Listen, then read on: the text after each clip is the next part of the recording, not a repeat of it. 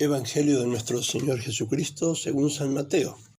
En aquel tiempo dijo Jesús a los sumos sacerdotes y a los ancianos del pueblo: escuchad otra parábola.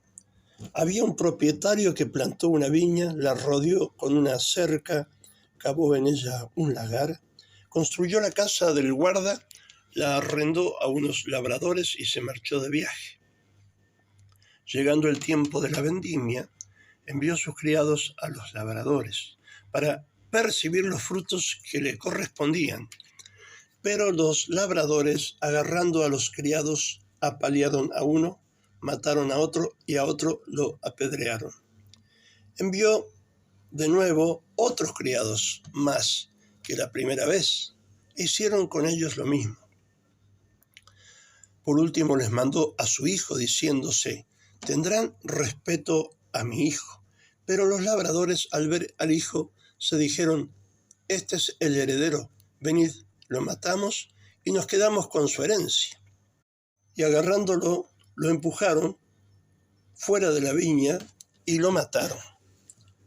Y ahora, cuando vuelva el dueño de la viña, ¿qué hará con aquellos labradores?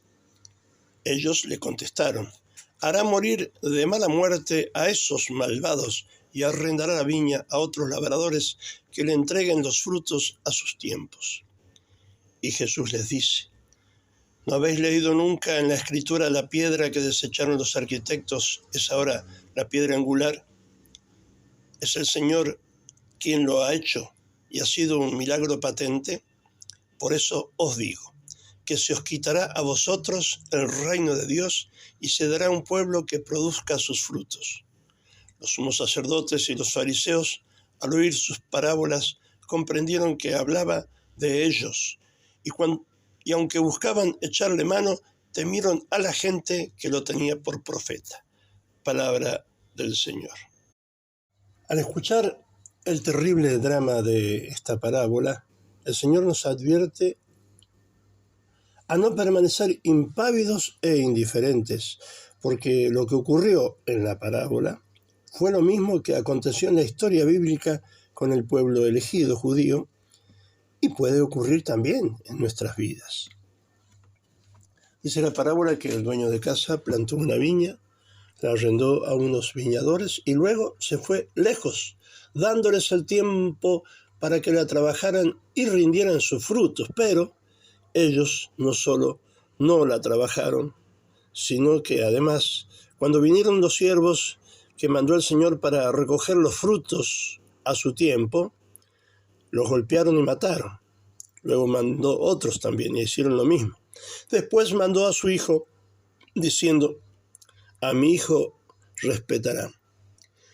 Pero fue peor, porque también lo mataron para quedarse con la herencia. Esta parábola de los viñadores homicidas representan al pueblo judío, que por su soberbia rechazó al Mesías y por eso fue desechado. El hijo del dueño de casa, ¿quién es? Es Jesucristo. Los criados enviados a recibir los frutos son los profetas y los apóstoles. Así el pueblo judío quedó históricamente desechado y desgajado del tronco original, y en su lugar fueron injertados los paganos, que se hicieron cristianos, como comenta San Pablo, o sea, nosotros.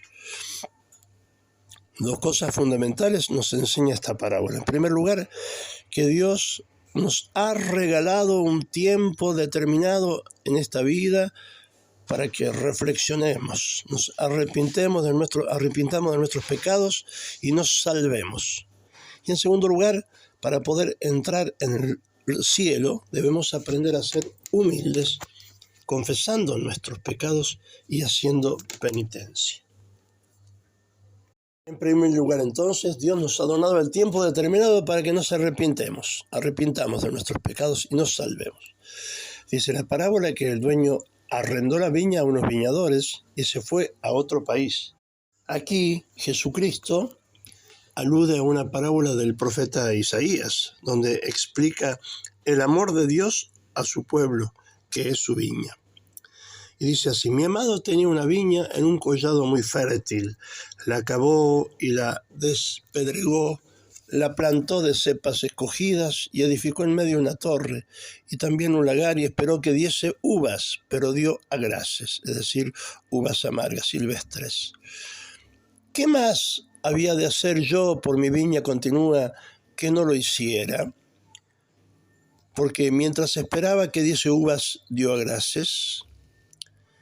En forma de una parábola se explica aquí el amor de Dios a su pueblo, que es la viña. Lo novedoso y conmovedor de esta parábola de Isaías, de este canto de Isaías, es atribuido al mismo Dios. Es decir, el profeta solamente repite las palabras de Dios. Arrendó la viña para que la trabajaran y dieran abundante fruto, pero ellos no la trabajaron, sino que fueron haraganes. Perdieron el tiempo en bagatelas y no se ocuparon de lo que tenían que ocuparse. Por eso el Señor nos aconseja buscar el reino primero, y todo lo demás se dará por añadidura. ¿No vemos en esta parábola, dice San Gregorio Magno, la condenación del que abusa de las gracias? ¿No somos todos la viña del Señor, escogidos de entre muchos y destinados para la vida eterna? Claro que sí.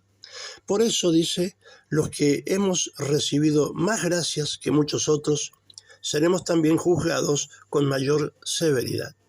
Porque a medida que aumentan las gracias, aumenta la responsabilidad en que incurrimos. Dice después la parábola que el dueño de la casa se fue a otro país, es decir, se fue lejos. Dios se separa de su viña para dar libertad para trabajar al hombre, dice San Crisóstomo. Y es verdad, la libertad es el don más precioso que Dios nos ha dado, pero también es una gran responsabilidad y se la puede usar mal. Dice también el Crisóstomo que esta es la virtud de la longanimidad, que viene de longus, largo, es decir, que el Señor es largo en esperar. El longánime es el que tiene grandeza de alma y constancia de ánimo en las adversidades, porque no quiere castigar siempre los pecados de los malos, sino que espera, dice el Crisóstomo, regalándonos así el tiempo y la oportunidad para reflexionar y desandar el camino mal andado, diríamos nosotros, y convertirnos a Dios. Pero esta virtud también nos habla, ¿no es cierto?, que Dios es benigno, clemente y generoso, con el tiempo que nos concede para que nos convirtamos a Él y así alcancemos la salvación. Amó a Dios al mundo, dice Juan 3:17, que dio a su Hijo unigénito, Jesús, para que todo aquel que cree en Él no se pierda, sino que tenga vida eterna. Porque Dios no envió a su Hijo al mundo para juzgar al mundo, sino para que el mundo sea salvado por Él. Y si bien Dios lo ve todo, hermanos, a veces se va lejos haciendo como que no ve, para que pongamos las cuentas al día con Él.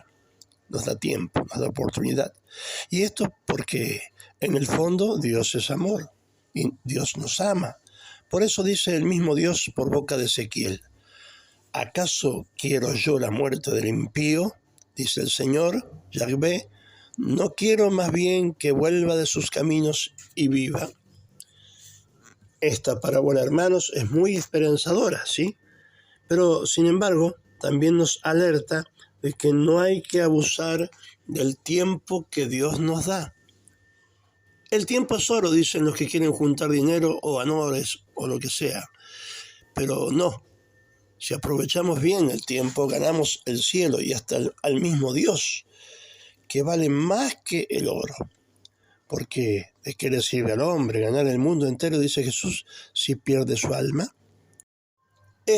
Hermanos, es el tiempo favorable mientras estamos aquí en la tierra y ahora especialmente en Cuaresma.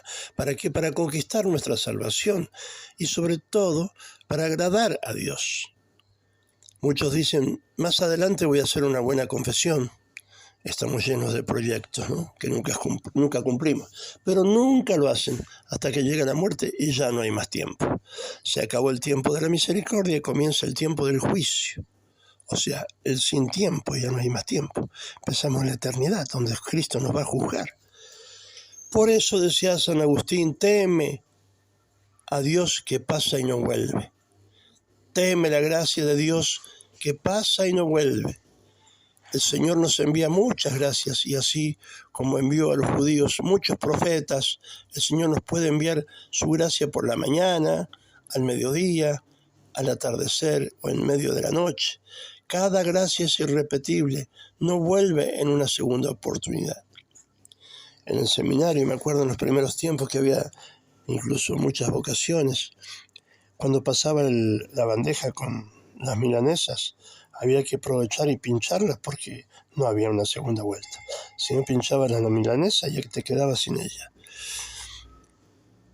Hay que aprovechar el tiempo, hermanos. Por lo tanto, no debemos más bien temer que ya no pase más con sus gracias abundantes, Dios, y pase yo una eternidad después remordiéndome la conciencia de que todas las gracias que Dios me dio las aborté. Dios me dio el tiempo para salvarme. En segundo lugar, para poder entrar en el cielo, debemos aprender a ser humildes confesando nuestros pecados y haciendo penitencia. Dice la parábola que cuando llegó el tiempo de los frutos, envió sus siervos a los viñadores para recibir los frutos suyos. Es decir, se acabó el tiempo de la siembra y empezó el tiempo de la cosecha. Pero los viñadores están con las manos vacías, sin frutos, sino solo frutos amargos. Así el pueblo judío tuvo la oportunidad, por medio de la ley de Moisés y los demás profetas, de ser ensalzados por el mismo Dios, pero ellos, que han recibido tanto de parte del mismo Dios, llegó el tiempo de que alguna vez den frutos y no dieron. En vez de frutos, mataron a los profetas y luego al mismo Hijo de Dios, al Mesías, que los venía a salvar, crucificándolo. Pero en su infinita misericordia, Jesús les da todavía, con esta parábola, otra oportunidad para salvarse. Quizás la última gracia. Les pone delante de sus ojos su propio pecado, que es el de incredulidad y el de rechazar al mismo Mesías Salvador. Y al final de la parábola pregunta, cuando vuelva el dueño de la viña, ¿qué hará con aquellos viñadores? Le pregunta, y ellos responden con gran indignación. Hará perecer sin piedad a esos miserables y arrendará la viña a otros viñadores, que le paguen los frutos a su tiempo.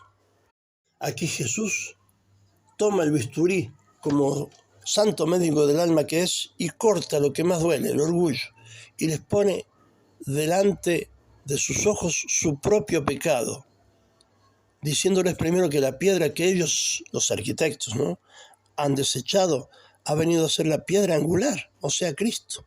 Y por eso les dice que el reino de Dios les será quitado a ellos y les será dado a gente que rinda sus frutos. Y quien cayere sobre esta piedra se hará pedazos.